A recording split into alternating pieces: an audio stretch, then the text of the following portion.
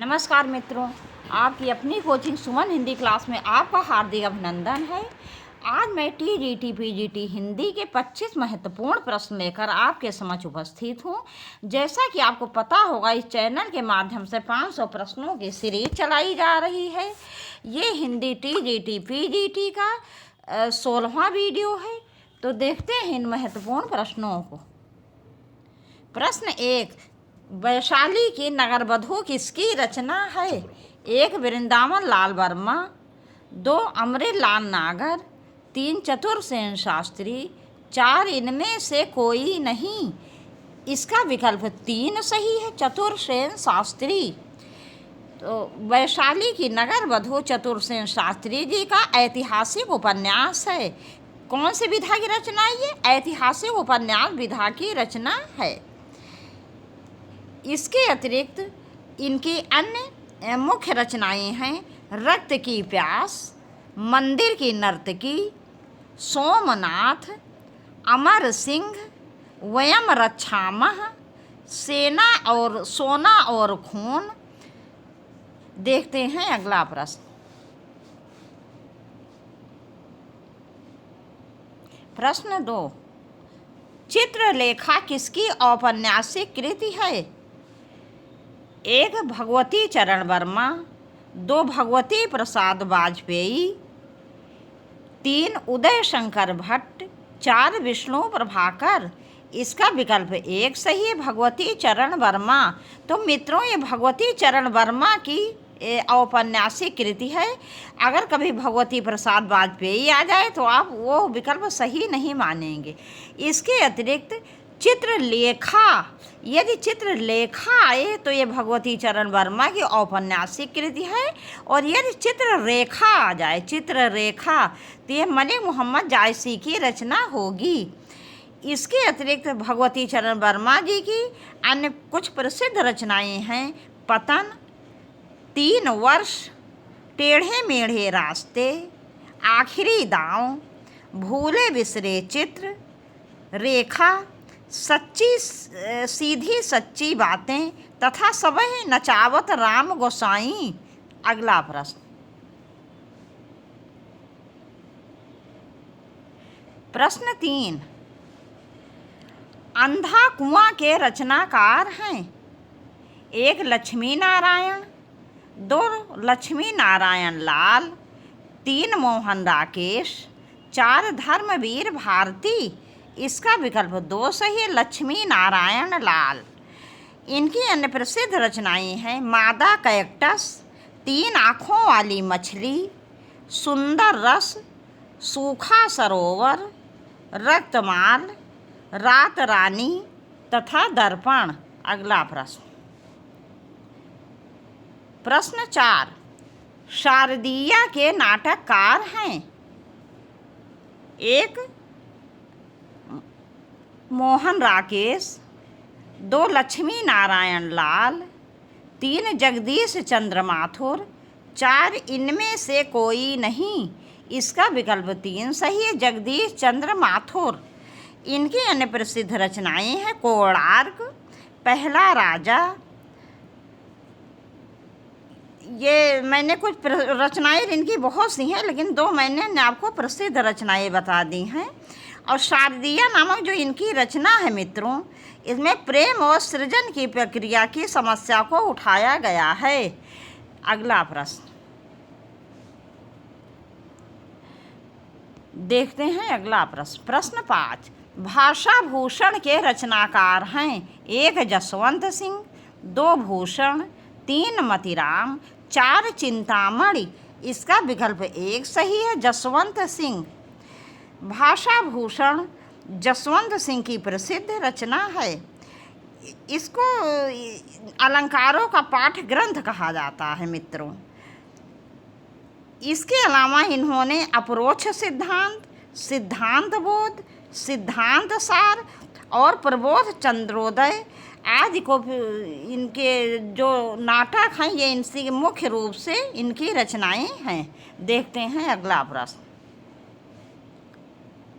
प्रश्न 6, आदिकाल को वीर काल नामकरण किसने दिया? 1 मिश्रबंधु, 2 रामचंद्र शुक्ल, 3 विश्वनाथ प्रसाद मिश्र, 4 राम कुमार वर्मा। इसका विकल्प 3 सही है, विश्वनाथ प्रसाद मिश्र। तो मित्रों, आदिकाल को वीर काल नाम दिया है विश्वनाथ प्रसाद मिश्र ने। और यदि आपसे प्रश्न पूछा जाता वीर गाथा काल, तो इसका विकल्प 2 सही हो जाता, रामचंद्र शुक्ल। तो रामचंद्र शुक्ल ने आदिकाल को वीर गाथा काल नाम दिया है और वीर काल नाम दिया है विश्वनाथ प्रसाद मिश्र ने। इसके अतिरिक्त मिश्र बंधुओं ने आदिकाल को क्या नाम दिया है? इन्होंने आदिकाल को नाम दिया है आरंभिक काल। और गणपति चंद्र गुप्त यदि होता तो उन्होंने आदिकाल को नाम दिया है प्रारंभिक काल। राम कुमार वर्मा जी ने, इन्होंने आदिकाल को संधि काल और चारण काल नाम दिया है। देखते हैं अगला प्रश्न। प्रश्न 7, आत्मबोध किसकी रचना है? आत्मबोध किसकी रचना है? 1 जालंधर नाथ, 2 गोरखनाथ, 3 मत्स्येंद्रनाथ, 4 इनमें से कोई नहीं। इसका विकल्प 2 सही है, गोरखनाथ। आत्मबोध गोरखनाथ जी की रचना है। ये मित्रों नाथ पंथ के प्रवर्तक माने जाते हैं। पहले ये सिद्ध काव्य धारा में थे, लेकिन बाद में इन्होंने नाथ पंथ का मतलब नाथ पंथ को इन्हीं के द्वारा शुरू किया गया पंथ था। तो ये नाथ पंथ के प्रवर्तक हैं ये गोरखनाथ जी, और पहले ये सिद्ध साहित्य में थे। इसके अतिरिक्त इनकी अन्य प्रसिद्ध रचनाएं हैं शबदी, पद, शिष्यादर्शन, प्राण संकली, नरवय बोध, अभय मात्रा, जोग 15 तिथि, सप्तवार, मछींद्र गोरख बोध, रोमावली, ज्ञान तिलक, ज्ञान चौतीसा तथा पंचमात्रा। इनके गुरु का नाम था मत्स्येंद्रनाथ या मछिंद्रनाथ। अगला प्रश्न।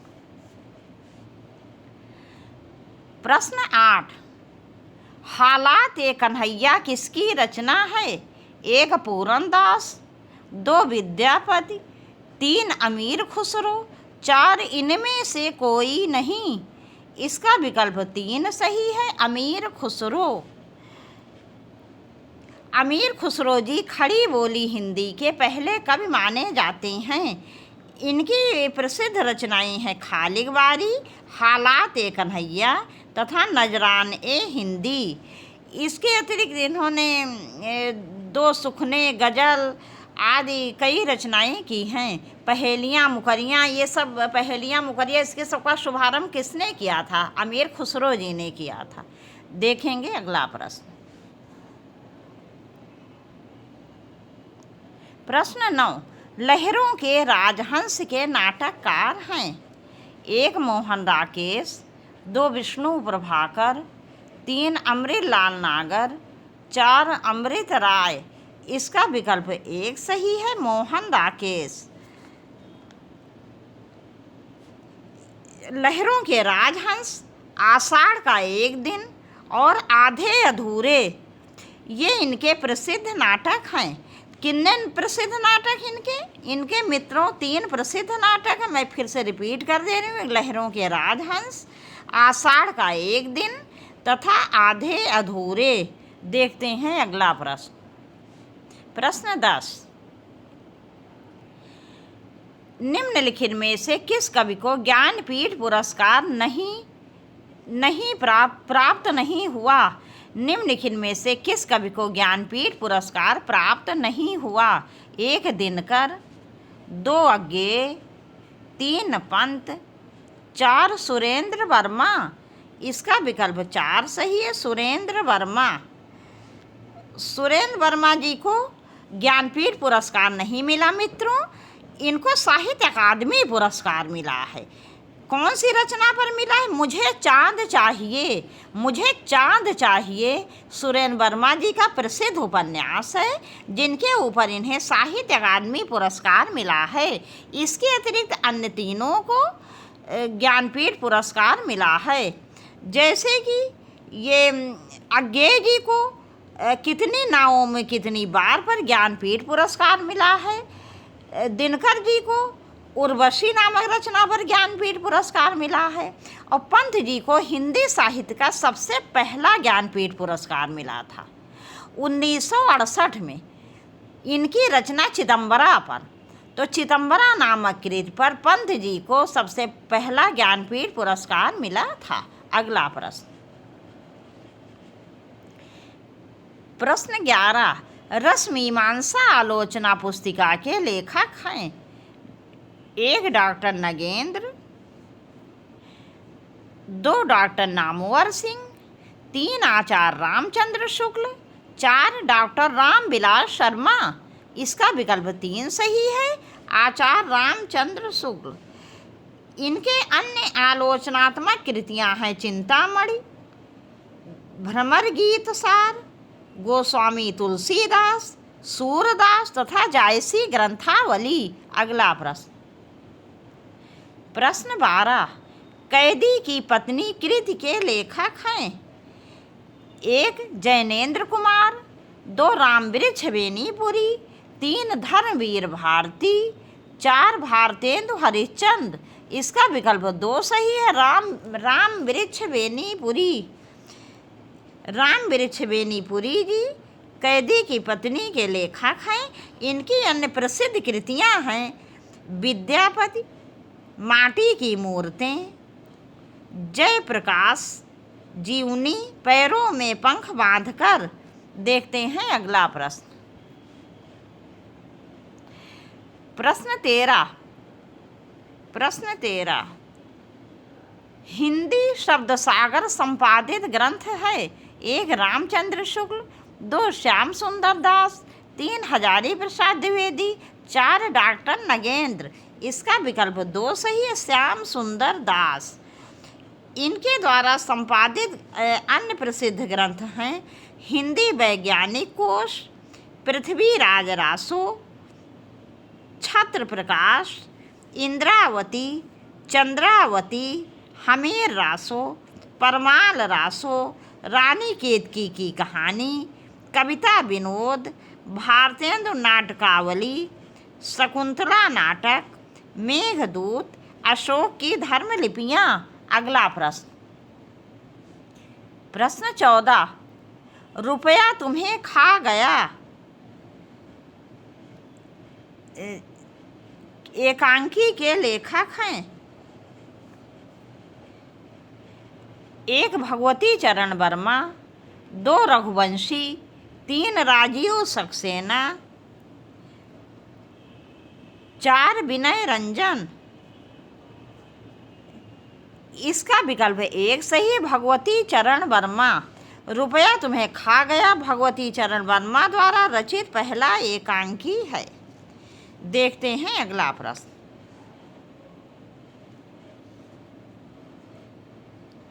हिंदी का सर्वप्रथम गीत नाट्य है?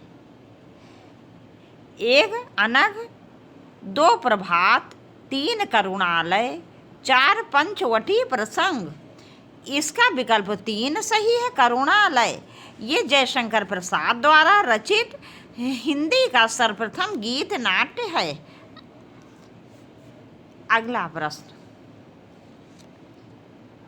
प्रश्न 16, चिदंबरा के रचनाकार हैं?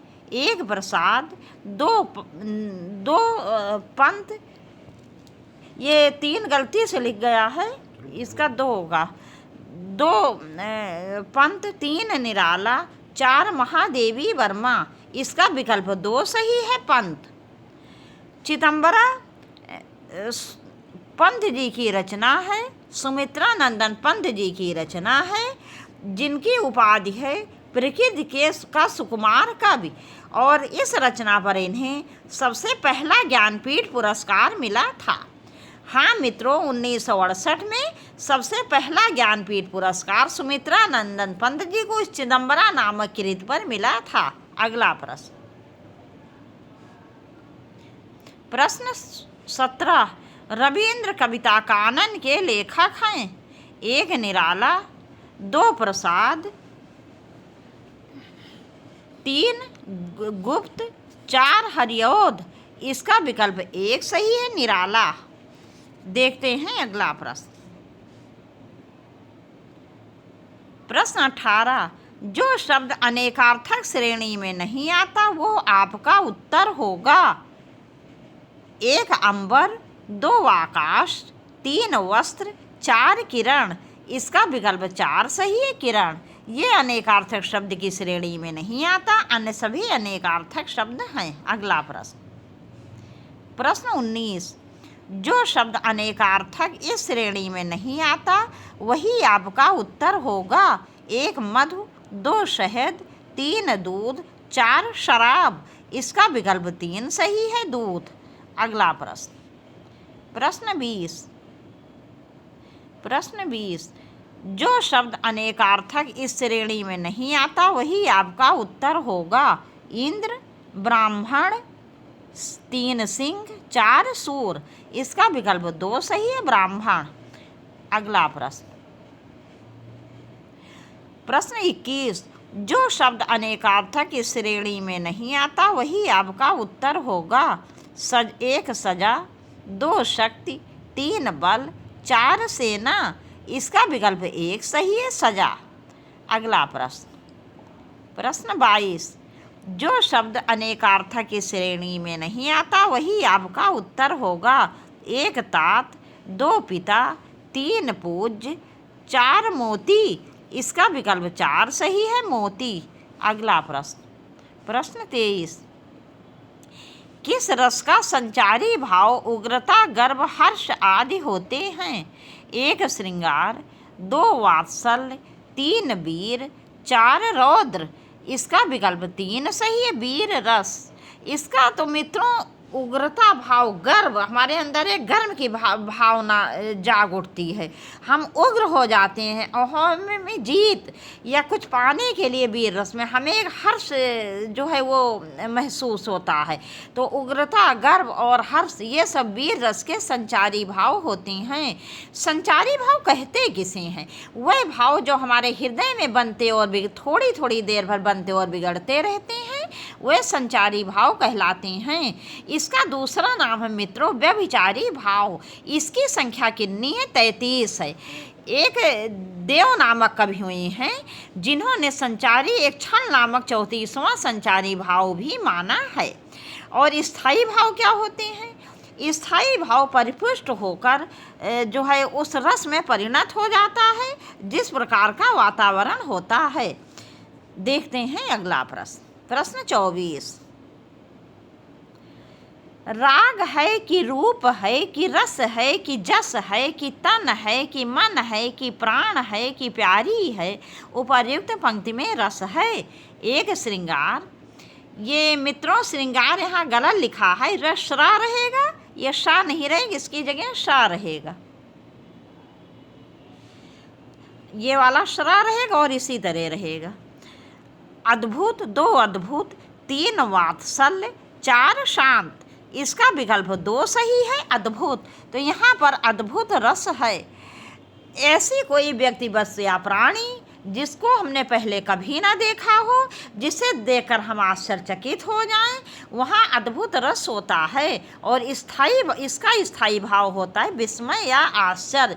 जैसे यहाँ को समझ में नहीं आ रहा, राग है कि रूप है कि रस है कि जस है, कुछ भी समझ में नहीं आ रहा है, एक अजीब सी स्थिति है, तो इसलिए यहाँ पर अद्भुत रस है।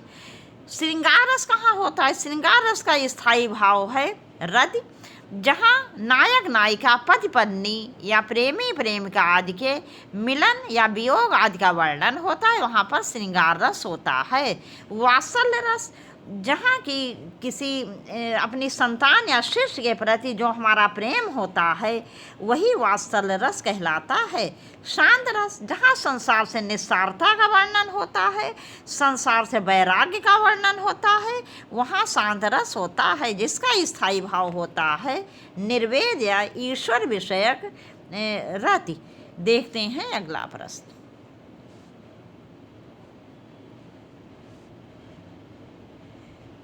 प्रश्न 25 तथा इस वीडियो का अंतिम प्रश्न, किस रस का संचारी भाव उद्दीपन विभाव, बादल की घटाएं, कोयल का बोलना, बसंत ऋतु आदि होते हैं?